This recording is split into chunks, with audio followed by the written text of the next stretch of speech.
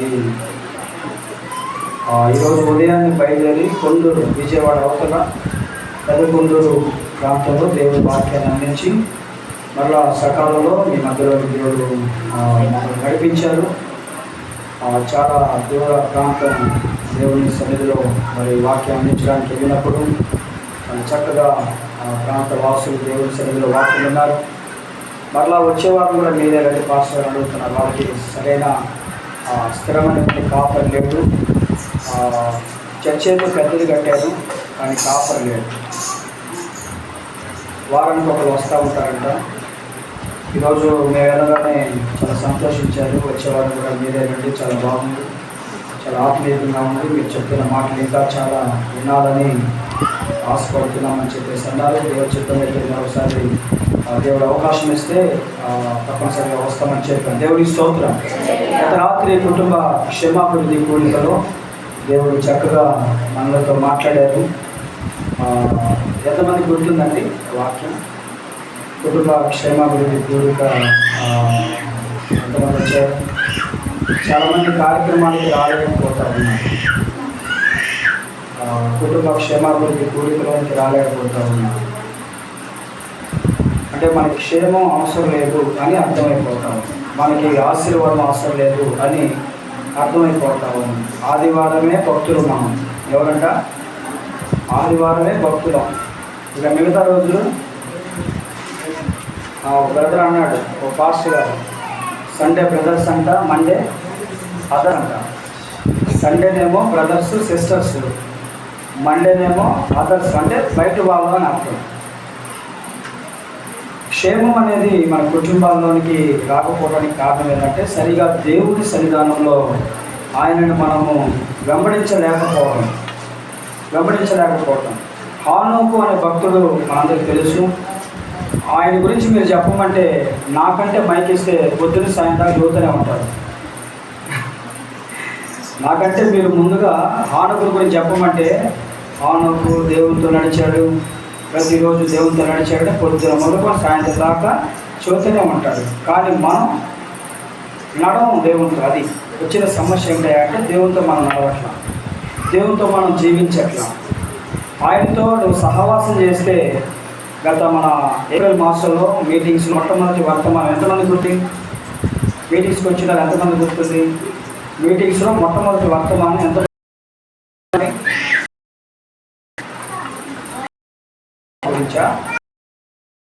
ఇంకా గుర్తున్న వాళ్ళు చెప్పండి. ఎవరికి గుర్తులేదు అసలు. రాత్రి ఇప్పుడు ఏమైందంటే గుర్తుపెట్టుకోవాలి. దైవజనులు సునీల్ కుమార్ అన్న గారు చెప్పిన వాక్యం ఏంటంటే, మొట్టమొదటి వాక్యం మీటింగ్స్లో మొట్టమొదటి వాక్యం ఏంటి? దేవుడితో సహవాసం చేస్తే నీకు మేలు కలుగుతుంది, ఆ రీతిగా మీకు సమాధానం కలుగుతుంది. Praise the lord. దేవుడితో మనం సహవాసం చేయాలి. మనకి మేలు కలగాలంటే, మనం ఆశీర్వాదం పొందుకోవాలంటే ఆయనతో కలిసి మనం ప్రయాణం చేయాలి. దేవుడిని కాదని నాకు వేరుగా ఉండి మీరేమీ చేయలేరు అని వాక్యం చెప్తాను. అర్థమవుతుందా? కనుక దేవుని సన్నిధానంలో ఆయనతో కలిసి మనం జీవించాలి. గత రాత్రి నీతిమంతుల తల మీదకి ఏమొస్తాయంట? ఆశీర్వాదాలు. భక్తిహీనుల ఇంటి మీదకి శాపాలు వస్తాయి. ఆశీర్వాదం అనేది ఎట్లా ఉంటుందంటే, దేవుడిచ్చే ఆశీర్వాదం అది ఐశ్వర్యాన్ని ఇస్తుందంట. అది ఎన్నటెన్నటికి శాశ్వత కాలంగా స్థిరంగా ఉంటుంది. దేవుడిచ్చే ఆశీర్వాదం మనుషుల ద్వారా లేకపోతే లోక సంబంధమైనటువంటి ఏవి కూడా అవి అస్థిరమైనవి, స్థిరమైనవి కాదు. అది కొంతకాలం వరకే, శాశ్వత కాలం కాదు. ఈ లోకంలో ఆనందం 5 నిమిషాలే, ఈ లోకంలో సంతోషం 5 నిమిషాలే. ఈ లోకంలో నువ్వు ఏది ఆనందం అనుకొని నువ్వు ఈ లోకంలో జీవిస్తున్నావో అవన్నీ కూడా 5 నిమిషాలు లేక 10 నిమిషాలు మాత్రమే. కానీ దేవుడిచ్చే ఆనందం తరతరాలు ఉంటుందంట. అది శాశ్వత కాలమైనటువంటి ఆనందం. అది అందుకనే భక్తుడు అంటాడు, చెప్పన సఖ్యమును మహిమాయుక్తమైన ఆనందం. అది చెప్పలేనటువంటి ఆనందం, ఏమంటే సంతోషం దేవుడు మనకు అనుగ్రహిస్తాడు. ఎప్పుడంటే దేవుళ్ళు మనం గడిపినప్పుడు, దేవుళ్ళు మనం జీవించినప్పుడు, నీతిమంతులుగా ఆయన మార్గంలో మనం నడిచినప్పుడు మన తల మీదకి ఏమొస్తుందంట? ఆశీర్వాదాలు వస్తాయి. భక్తిహీనుల ఇంటి మీదకి శాపాలు వస్తాయని దేవుని వాక్యం చెప్తాం. 2 నిమిషాలు దేవుని వాక్యం ధ్యానం చేద్దాం. చదవండి, సామెతల గ్రంథం 1వ అధ్యాయము 33వ వాక్యాన్ని చదువుదాం. సామెతలు, నా ఉపదేశమును అంగీకరించువాడు సురక్షితముగా నివసించును, వాడు కీడు వచ్చునన్న భయము లేకుండా నెమ్మదిగా ఉంటాడు. దేవునికి స్తోత్రం కలుగును. సామెతల గ్రంథాన్ని ఎవరు రాశారో, ఎప్పుడు రాశారో, మరి సామెతలు ఎవరు రచించారో, ఎన్ని పాటలు పాడారో, ఎన్ని రాశారో, ఇవన్నీ కూడా రాత్రికాల సమయంలో మనం విన్నాం. కాబట్టి జ్ఞాని అయినటువంటి సొలొమోను ఈ గ్రంథాన్ని రాసి చెప్తున్నటువంటి శ్రేష్టమైనటువంటి మాటలు ఏంటంటే, నా ఉపదేశమును అంగీకరించువాడు ఎలా ఉంటాడంట? సురక్షితముగా నివసిస్తాడు. ఈ రోజున మనం నివసిస్తున్నటువంటి నివాస స్థలంలో నెమ్మది ఉందా? రక్షణ ఉందా అంటే లేదు. ఎక్కడ చూసినా దొంగల భయం, ఎక్కడ చూసినా ఏదో ఒక భయం మనిషిని పట్టి పీడిస్తూ ఉంది. రక్షణ లేదు, నెమ్మది లేదు, సుఖము లేదు, శాంతి లేదు, సమాధానం లేదు.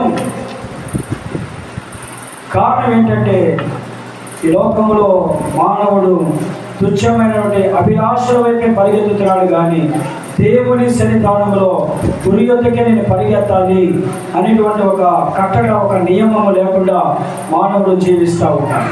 నెమ్మది లేకపోవడానికి కారణం ఏంటి? మనం చేస్తున్నటువంటి అక్రమ క్రియలు, అతిక్రమ క్రియలు, దేవుని ఆయాస పెట్టేటువంటి క్రియలు. వాక్యం చెప్తుంది, ఉపదేశమును అంగీకరించేవాడు సురక్షితంగా ఉంటాడంట. ఉపదేశము అనగా ఏంటిదంటే దేవుని యొక్క మాటలు. ఉపదేశము, అంటే మంచి ఉపదేశించడం. కొంతమంది అంటాడు, ఏంద్రాలు నాకు ఉపదేశం చేస్తున్నావు, నేను వాళ్ళ జ్ఞానిగా ఈ మాటలు నేనేంటి అని ఎలా మాట్లాడతారంటే, కొంత అతిశయంగా గర్వంగా మాట్లాడుతూ ఉంటారు. నువ్వు నాకు ఉపదేశం చేసి